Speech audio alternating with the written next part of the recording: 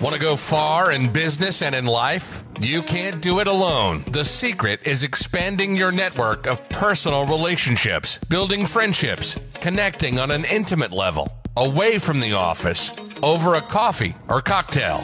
Welcome to All In with the real Nate Payo.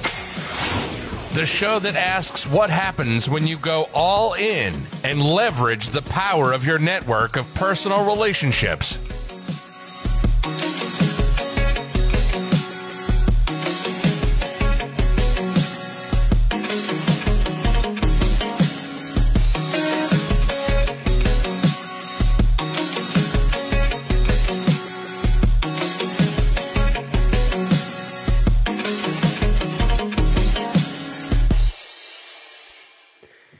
Hello, hello. Welcome to the All In podcast with Nate Payo. Of course, I'm your host, Nate Payo.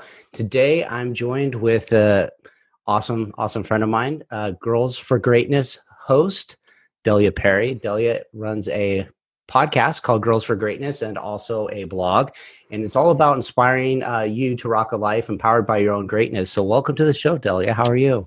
I'm great, Nate. Thank you so much. It's truly an honor to be here with you. And I'm really glad that we were able to do this. Thank you. Yeah, it's very cool. So I always like to talk a little bit about how I met the guest on the show. And so Delia was a complete stranger to me up until maybe 2 or 3 months ago. I had started to figure out how to do a podcast. And along my journey, I discovered this Facebook group, which contained a bunch of podcasters. And the gal that hosts the Facebook group, Heather Paraday, she was posting like once a week, like, hey, here's somebody that's really cool in the group, like connect with them. And you got posted. And I was like, hey, what's up? I was brand new to the group, didn't know anybody. I just jumped in. I said, hey, I want to connect with you. And we started talking and a little bit about what each other had going on. And then since then, we've kind of interacted a lot more through some other groups on a regular basis. And I'd say we've started developing a friendship, not just, hey, we're in the same podcasters group, but that's how it's gone. It's amazing how when you just kind of start hanging out in places, trying to figure things out that you have interest in, like you start meeting other like-minded people that are doing the same thing. And like you develop friendships with people like clear across the country. You're on the other side of the United States for me. And it's amazing. How's that been for you? Yeah, I agree, Nate. It's been awesome. I'm so glad that we were able to make that connection through Heather and through the Unconventional Leader group. And like you said, like through with some other groups, you introduced me to Carrie Schweer, who I think you've had on your show, right? Yes, she's been on the show. Yes. Yep. And I've had her on mine, and now I've connected with Mario, and it's just like this come full circle. And here we are now sitting down, able to talk. And it's just the power of networking, right? It's pretty amazing. It does. It's all about like, I always tell people, it's not just about connecting with that one person that you're going to, have a connection with, but looking to see like, hey, who in my network would benefit from knowing this person, and who would this person benefit from knowing in my network? And when you can start making those introductions and helping each other solve problems and come up with solutions, and that's, I think, where the real power lies. Yeah, for sure. I definitely agree. Okay. So before we get kind of into what is Girls for Greatness and what you're about, I have a question for you. Okay. Are people lucky? What are your thoughts revolving around the word luck? Luck. Oh gosh. I did not see this one coming. That's a good question. I tend to feel like we are the creators of our own luck. I don't want to say I don't believe in it, but yes, I think I guess I don't like the word luck. I prefer the word blessed. And I think because just in my own mind, I feel like a lot of times we're given things that maybe we don't deserve or don't expect, but we're granted those things anyway. But to say luck, I feel like we are more the creators of our own destiny. And that a lot of that has to do with how we choose to live, our habits, I guess just in terms of, I don't even like to think of it in terms of coincidence, but in almost like divine intervention, in the fact that we're able to interact with others and put in situations that, lead to benefit on our behalf or someone else's behalf. I guess in my mind, I look at it more as being people are blessed, or people are creating their own destiny. Not so much luck. That makes a lot of sense. Is like luck doesn't just happen. It's like you said, a circumstance of the habits and the actions you're taking, and being blessed is maybe the results of those efforts, whether it's directly or indirectly. We're blessed to have our families or loved ones that come into our lives, but they also just didn't get there magically. They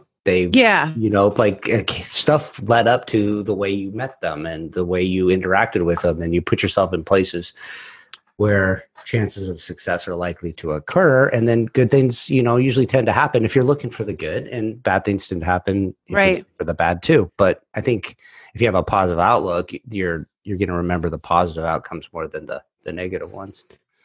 Right. Yeah. I think people that embrace luck or say like, oh, that person just got lucky. I mean, I guess I look at it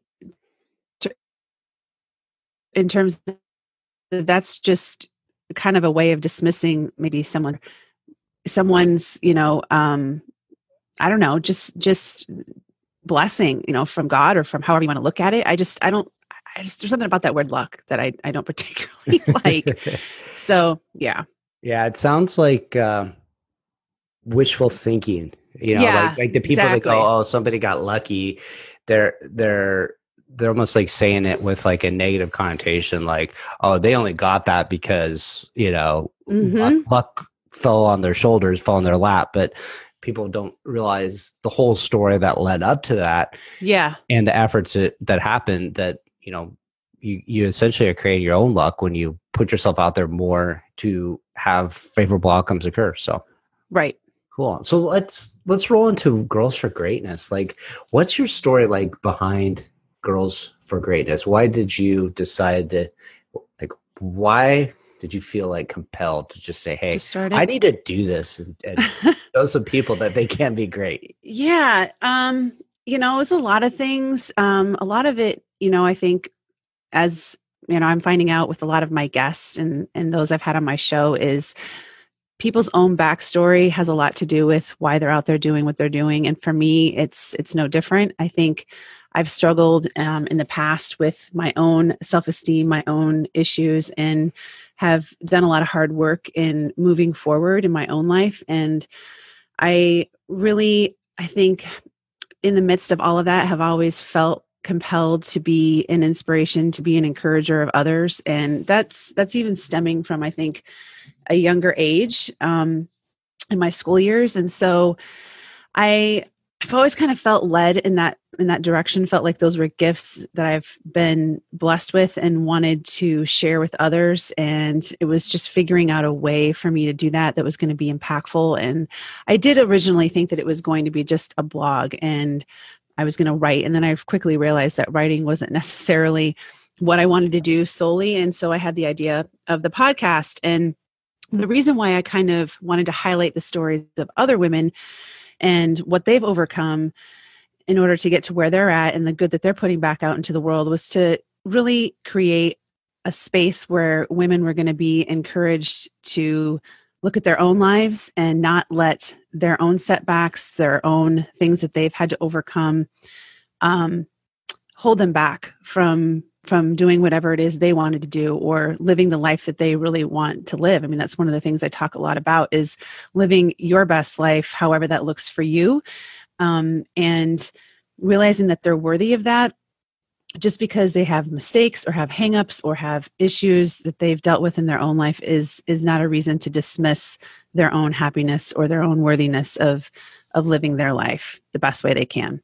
Yeah, I think it's a very powerful name. Like Girls for Greatness just is like, hey, we're gonna like rock this together. We're gonna go crush the world. We're gonna like no holds barred, like a warrior spirit. And I Yeah. think you embody that too. But what's interesting, you talk about, you had self-esteem issues that led you to that. And I don't know you from that. I know you from Girls for Greatness. So Yeah. my I guess perception of you is a powerful take charge woman. And so, if I met you along the street and I was talking to you, and I'd be like, man, that person's got it just together. There's no way that they've had a thing growing that life. But when you start showing your struggles that you've overcome and the challenges you face, like people go, hey, I relate to that. I've struggled with that too myself. And if somebody else is leading an example that says like, hey, I can overcome some self-doubt and some fears and put myself out there and essentially live the life that I'm destined to be living, like up to my full potential, then that's going to inspire other people to do the same too. And I think when you bring those people on, those guests that have those same similar stories, a different way of telling them, a different set of circumstances, you never know who's going to relate to it and say, hey, look, that person really inspired me to change my life. So Yeah, I agree, Nate. I think one of the things that I've realized as I've gotten older, and another big reason behind this podcast was I was finding that there was a lot of people I knew who were just getting stuck in that I'm going to settle mentality. Like, this is my life. This is as good as it's going to get. My relationships are not that great, but oh, well, this is where I'm at. And I wanted to really kind of challenge people to be like, if you're not happy with something, or if there's something that you're struggling with, then you owe it to yourself to figure that out and to move forward and to realize that, this isn't where you have to be the rest of your life. I mean, there's still growth, there's still possibility, there's, things that you can do and ways that you can craft your life to live a better life. And it doesn't have to be as it is now. And I mean, I'm a big believer in the constant pursuit of bettering yourself and realizing that we're all on this journey, and it's not like one person has arrived and they've got it all figured out, but we're all learning together. We're all growing together, but it's having that mindset to do that I think a lot of people miss. And they just want to stay where they're at. And I think some people, maybe that's just in a way, just it's just ingrained, it's wired in them so deeply that they have to, it's a little bit more difficult for them to bring themselves out of it. But I wanted to create something that was going to hopefully shake that up in people. Yeah, that's a great mindset to have. And you talked a bit about having, like, you felt like you had a gift, and that word has been on my mind a little bit lately, the word gift, and whether or not not you personally, but as a person, as an individual, like, have you identified your gift to the world? And a lot of people haven't. And I would include myself as one of those people that hasn't identified what their real gift is. I think I'm evolving and exploring and figuring it out. But if you know what your gift is, or you don't try to find out your gift, a lot of times you can find it out because it doesn't appear naturally to you. Somebody could tell you like, hey, this is what you're really strong at. But like, let's say you chose to live a less ordinary life and just kind of, like you said, resign yourself to, this is the way things are. That's never going to change. It's just, that's as good as it's going to get. But if you have a gift that you're choosing not to share with the world, and I talk about the gift too, it's like you could reach 1 million people, or you could be, maybe you're just like really good at making 2 or 3 people within your close circle really, really happy and really make a difference in those lives. You're still making a huge impact. Doesn't matter the size of your audience, because if you just encourage 2 or 3 other people to live the better version of their lives, they're going to go out and impact others and lift everybody else up too. So this idea that your gift should be held within you, and you say, well, who am I to talk about my gift? Who am I to share the world with my gift? I'm just going to kind of resign myself to this is the way it is. I think when you start embracing your gift and wanting to share the world, it's not a selfish thing to do that you're like, look at me, I just want attention because I'm so gifted. Everybody needs to see my gift. It's more of like you're selfish for not sharing it with the world because you're saying, hey, my fears of what other people might think or say about my gift is holding me back from impacting somebody else. And what if like your gift changed the world because you influenced the right person the right way and you decided to say like, hey, I don't want to share it. I don't think somebody else needs to be improved by me. I think that's a huge negative. And that's why I think it's important for people like you to say, hey, I've got a gift. I'm embracing my gift. I'm sharing my gift. Let me show you some other people too that are along that journey. So a little bit long-winded statement on gifts, but I it's just been on my mind a bit. Yeah, I agree, Nate. I agree totally. I definitely think you hit the nail on the head, so to speak, with saying that, I think we are doing everyone a disservice when we kind of shrink. I like to look at it as shrinking and not sharing who we fully are, or what good we have to put out into the world. I think we shrink for a lot of reasons, but I think a big reason is just that fear of maybe sharing our authenticity, so to speak, and being afraid that maybe what we have to share won't be accepted or it isn't needed or whatever. But nothing could be further from the truth. So I totally agree. When you were starting Girls for Greatness, like what was that journey like of stepping out and doing it? And when did you start realizing that you were actually making a difference and this was something you needed to pursue a little bit more aggressively?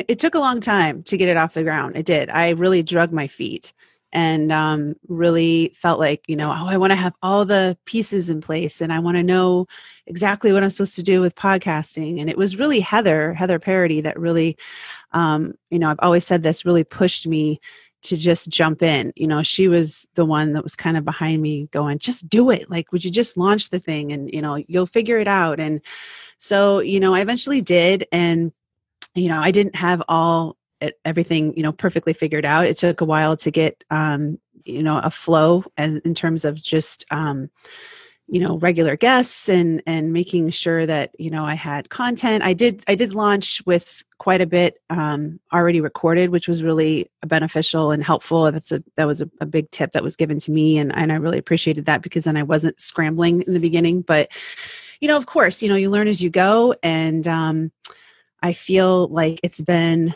a journey for sure, just like life. And I feel like I'm always learning right along with my guests. But I do feel like, it resonates with a lot of people. It's growing. It's not, huge number of podcasts yet, but that wasn't why I started it. That was never the reason behind was to, have this massive following, so to speak. But I knew that if, one person took something from each show I did was, it was worth it. And that was really why I wanted to do it. And, it's the little messages that I get from people like saying, I really appreciate what you're doing or what you said really, resonated with me or meant a lot to me. And, those messages mean the world. I mean, that's really been a huge encouragement to me to keep things moving.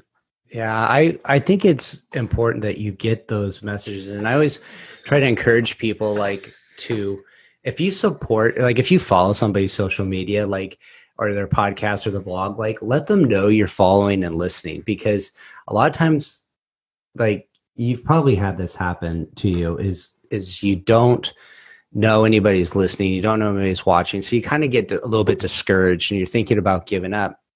And then you bump into somebody in public and they come up and say, hey, I've been watching what you're doing and it's super inspiring. And you're like, I didn't even know you were following along. I didn't know you were listening. Yeah. I didn't know you subscribed. I didn't know it. Has that happened to you before? And you're just shocked by it?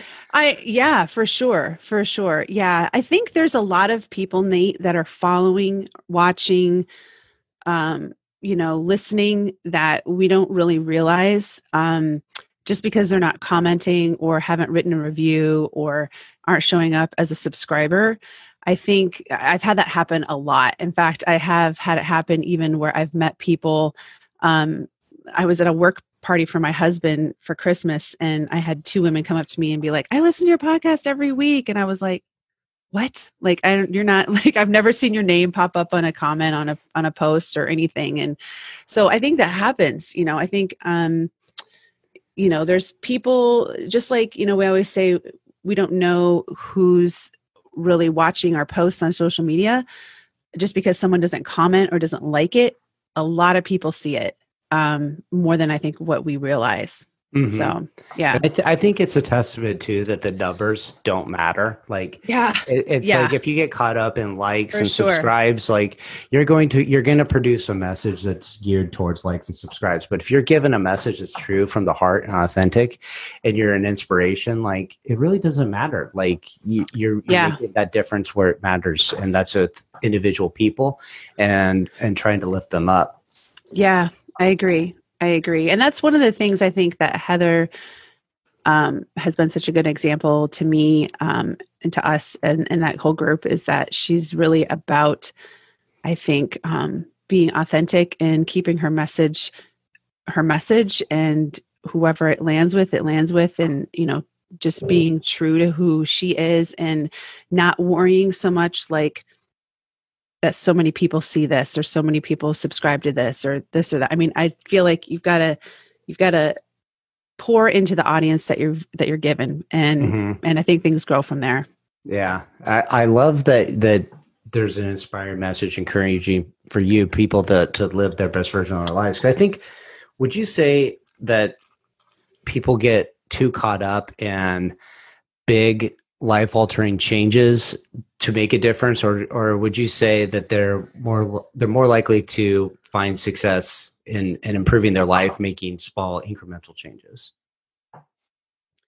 I think small incremental for sure. I mean, I think there's things that happen to us that shake us up and, can really rock us on a big level, major life events that can obviously completely turn our lives around or turn our, direction of our life in a completely different way.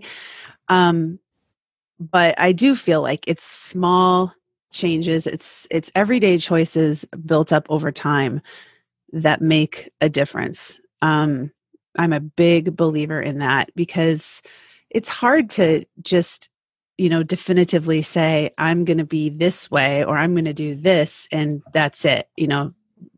The next day you're a changed person, or you've, developed this new skill, or, whatever. I mean, it's definitely habits and choices, daily choices built up over time, I think, that make a big difference.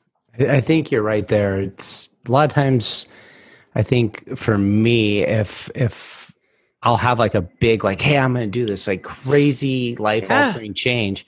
And then you like go out and you go, oh, this is a lot more work than I thought it would be. And then like it fizzles off. But if you're just making like a 2 millimeter shift of just like, hey, do something just slightly different, even if it's just driving home from work a different way, or walking around the block a little different way, the little changes, I think, spark some curiosity in our brains, which starts helping us notice other things, which kind of leads to another thing, and it steamrolls from there. You talked a little bit, I'm kind of jumping around a little bit, but you talk a little bit on your blog about some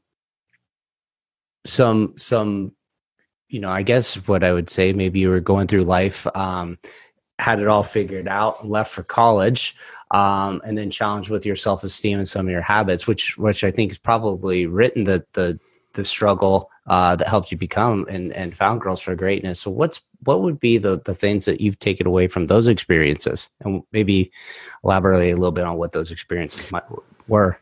Yeah. For me, I was really fortunate in the sense that, obviously I'm dating myself here, but I didn't grow up in the time where, there was the internet, the cell phones, all of that, the media. Like, I know a lot of kids are faced with, teens are faced with, and everything kind of is hitting everyone, I think, at a much younger age. But I was an athlete in high school and college, and I feel like my self-esteem was pretty intact when I got to college. It was kind of, I think, much in some ways the reverse of what a lot of kids are faced with today. I think a lot of kids struggle a lot earlier with a lot of self-esteem issues through high school or junior high or whatever. But for me, it was college, and just I had some experiences with a coach that I had that was just really detrimental. I think it was a lot of it dealt with my weight, and not that I was necessarily super overweight. It was just, I was an athlete, and that was, being in shape and all of that was really, really important. And like we had weigh-ins, and we had, were put on programs that there was just a lot of comparison in my own mind that I was starting to do. And that really wreaked a lot of havoc on my own thoughts about myself and my own self-worth, which quite honestly, I hadn't really ever dealt with on a huge level up until that point. And, maybe I was just fortunate in that sense. I wasn't someone that, compared myself a lot to my friends or whatnot. Just wasn't, I think at the time, how you looked or nutrition or weight wasn't so much a big issue maybe when I was in high school. But regardless, it was something I dealt with through college, and I carried it on after that, and it was really something I had to work through in my marriage and in just my own thoughts about myself, and really realizing that I'm so much more than, a number on a scale, or how many workouts I get in a week, or, whatever, so that whole piece was just a mental shift that I had to learn to make over time, and do a lot of digging and hard work into realizing where a lot of my thought process was coming from. This idea of perfection and having, to have myself look this way, and it was never enough, and constantly comparing and then measuring up and all of it. So yeah, I mean, I definitely learned those lessons along the way of what is really important. And I feel like having those experiences definitely have made it more, I've been more able to relate to others who are maybe in that same situation, but also understanding, I think, where a lot of women are coming from, in the sense that, we do compare ourselves a lot, and then being able to bring people back to the fact that, well, who you are as a human being, as a person, is really what's important. And you waste so much time when you're worried about all these other things that really, on the grand scheme of things, are not as important as we want to make them be. And then, let me say, I'm a big believer in health and fitness and all of that. I mean, that's still a big part of my life, but not letting that be the driving force or the thing in the forefront of my mind all of the time was a big shift for me. I think there's an example there is that even the people that may be like yourself, a college athlete, that most people will probably look at and say, hey, this person has it all figured out. In our minds, we don't think we have it figured out. So we think we're the only ones that just have it all messed up, and we don't know. But you start sharing that story of like, hey, I struggle with self-doubt and self-confidence and internal struggles. And then people look at you and say, oh, geez, if she's got it all figured out and she's struggling, and like, I'm struggling too. It's okay to have these struggles. It's okay to, we're not going to wallow in defeat of them and just let them ruin our lives. We go, hey, I'm overcoming, somebody else is overcoming. Everybody's story is a little bit different. Everybody's cross to bear is a little bit different. Some people's are easier than others, but I think just sharing that inspiration that we're all human. We all have struggles that we go through, and we're all trying to overcome them, helps others realize, especially if somebody that is in a little bit of a dark place and doesn't want to reach out and find some support. They say, hey, look, I'm the only one, so I'm just going to struggle in misery. Like, hey, you don't have to be that person that struggles in misery. You can embrace some change and learn to find avenues to get past it and let it become your hero's journey versus your, defeat. Yeah, for sure. For sure, Nate. Yeah. I mean, we all have our issues. We all have things that we work through, struggle with. I mean, all the guests that I've had on my show have had their own share of setbacks and things that they've had to overcome.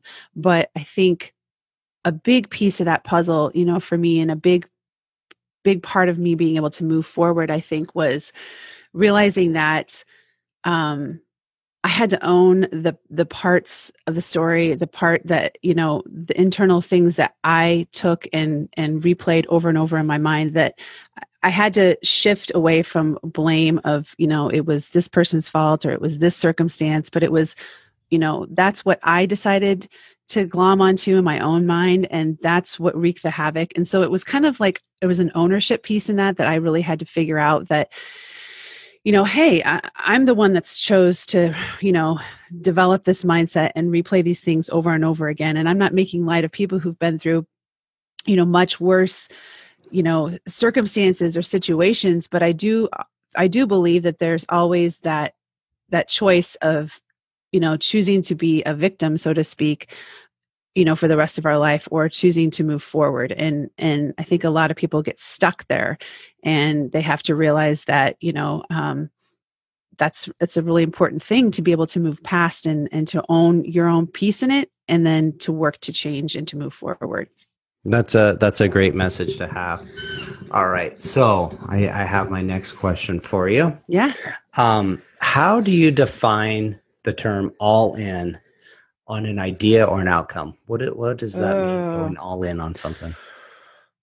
I think all in means you're fully present to whatever's going on, whatever you're trying to do, and that you are putting forth your best effort, whatever that is at the time, at the moment, in the day.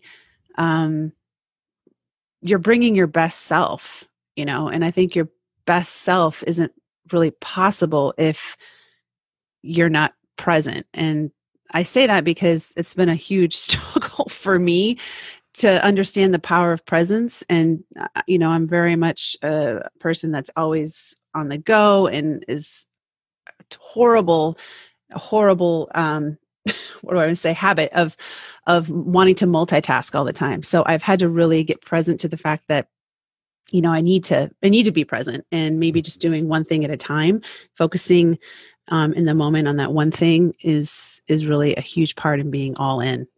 I think you're right there. Being present has a lot of positive things that become of it. And too often, we're busy with our lives, or we're thinking what's next, or we're thinking about what happened, but we're just never like, hey, in the moment. And think about, there's probably a lot of times in your life, and at least in mine, where when you look at really, your most fondest memories, it's usually I was really present in that moment. I wasn't focused on what was happening in the near future, tomorrow. I wasn't worried about some conversations I had with people in the past. I was just kind of engaged in the moment. So I love that that take on being present. Cool. So who are the people that you find that you liked having on your guest as your podcast guest? Who are the people you like working with the best? I think just the people who are not afraid to be really, themselves, to be real, to be authentic, that are not afraid to say, hey, I struggled with this. I'm going to be really honest about it. But I also, have done the hard work of moving forward and wanting to put my own good out into the world in my own unique way. I mean, I just think people who can stand in who they are and be unapologetic about who they are really, it's been fascinating for me and been something I've really learned from. Yeah, that's one thing for sure, is the guests we have on our show, and you hear their stories, right. They inspire you to do a little bit better. You're like, man, I think a podcast, I get so much out of it, just meeting people, which is not I guess I maybe kind of thought I would get that out of it in the sense, but I didn't realize how powerful it would be. It just like how I like after a conversation's over, how amped up I am, how like motivated I am, and just kind of like reinforces this belief of like, hey, if they're out there making the best of their life, like who am I to not do the same? So awesome. For sure. Where can people find you if they want to get connected? They want to listen to the podcast. They want to read your blog. They want to contact you. You can go to www.girlsforgreatness. It's number 4, not the word 4, but for greatness.com. And you can also find me on Instagram under Girls for Greatness or Facebook. Those are the big places. So definitely go check out Delia. She's listed where to find her. It'll also be in the show notes. If you guys could subscribe to her podcast, give her a like, a listen, let her know that you found some value in it. That's always helpful that we're doing it. And it's important too because she's sharing some other people's stories too. And it's not easy to go out there and tell the world, hey, I struggle with something and overcome it. So every bit that you can support Delia, you're also supporting a world of other women and girls to be on their quest for greatness. So awesome. Thank you so much for being on the show, Delia. Thanks so much, Nate. It was so much fun. I really appreciate it. Yes, appreciate it. Make sure to visit our website, therealnatepeo.com, where you can subscribe to the show on iTunes, so you'll never miss an episode of All In. While you're at it, if you found value, we'd appreciate a rating on iTunes, or if simply tell 2 friends about the show. Looking to connect? You can find Nate Peo on LinkedIn or Instagram.